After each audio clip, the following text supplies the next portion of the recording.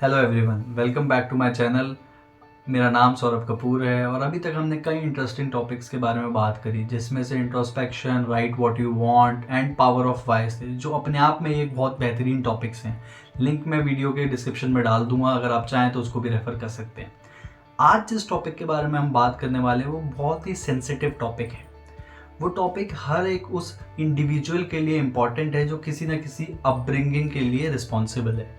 वो कोई पेरेंट्स हो सकते हैं, वो कोई ग्रैंड पेरेंट्स हो सकते हैं, वो कोई सिंगल पेरेंट हो सकते हैं, वो कोई ब्रदर सिस्टर हो सकते हैं, वो कोई टीचर हो सकता है, वो कोई भी हो सकता है जो किसी न किसी इंडिविजुअल की अपब्रिंगिंग के लिए इम्पॉर्टेंट है। हाँ, आज का टॉपिक है व्हाट मैटर्स अलॉट, अपब्रिंगिंग और कंप्लीट फैसिलिटी। ये दोनों ही अपने आप में एक इंटरेस्टिंग चीज़ें हैं, तो इसी के बारे में हम बात करेंगे कि क्या ज़्यादा ज़रूरी है। अक्सर ऐसा देखा गया है कि हम राइट फैसिलिटी को ब्रिंग करने के लिए हमारा पूरा टाइम इन्वेस्ट कर देते हैं। हमारा पूरा दिन उस सारी फैसिलिटी को उस इंडिविजुअल के लिए लाने के लिए लग जाता है और इसकी वजह से हमारे पास समय नहीं होता कि हम उस फैसिलिटी को यूज़ करने के लिए उस इंडिविजुअल को सिखा पाएँ कि किस तरीके से वो फैसिलिटी यूज़ की जा सकती है, उस सही गलत की समझ दे पाएँ, आगे की प्रेरणा दे पाएँ और फ्यूचर के लिए इंस्पायर कर पाएँ, क्योंकि हमारा पूरा समय वो फैसिलिटी लाने के लिए ही लग जाता है। इस पर्टिकुलर टॉपिक को मैं एक छोटी सी स्टोरी से समझाने की कोशिश करूँगा। एक बार एक सर्कस होती है। उस सर्कस के अंदर बहुत सारे जानवर होते हैं। अनफॉर्चुनेटली वो सर्कस लॉस में चल रही होती है, तो उसका मालिक इतनी मेहनत करता है कि कोशिश करता है कि कैसे भी करके उस पर्टिकुलर सर्कस को वो बचा ले, लेकिन वो नहीं बचा पाता। तो फाइनली वो डिसाइड करता है कि वो सारे एनिमल्स को इधर उधर कहीं ना कहीं सेटल कर देगा।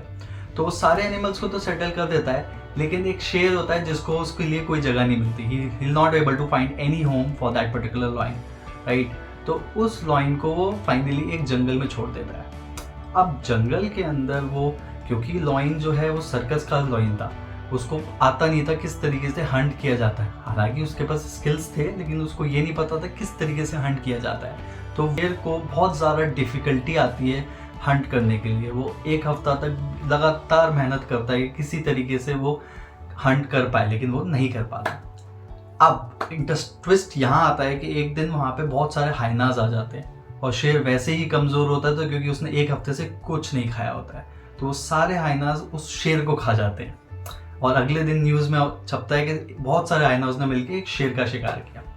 अब मैं आपको समझाने की कोशिश करता हूँ। अगर वो शेर जंगल में पैदा हुआ होता तो उसको अपनी स्किल्स यूज़ करना आता और वो फ्यूचर में अकेले भी सर्वाइव कर पाता, पर क्योंकि वो सर्कस में उसकी अपब्रिंगिंग हुई थी तो उसको अपने स्किल्स यूज़ करना नहीं आता था और अनफॉर्चुनेटली जंगल में सर्वाइव नहीं कर पाया। इसी तरीके से एज अ गार्जियन हम फ्यूचर के लिए इतने ज़्यादा कंसर्न हो जाते हैं कि हम सारी की सारी फैसिलिटीज़ तो ले आते हैं, पर उसी जगह अगर हम अपब्रिंगिंग के लिए कंसर्न हो, सही नॉलेज, सही टाइम दें, तो वो फ्यूचर अपने आप सर्वाइव करेगा। Thank you so much. आज के लिए इतना।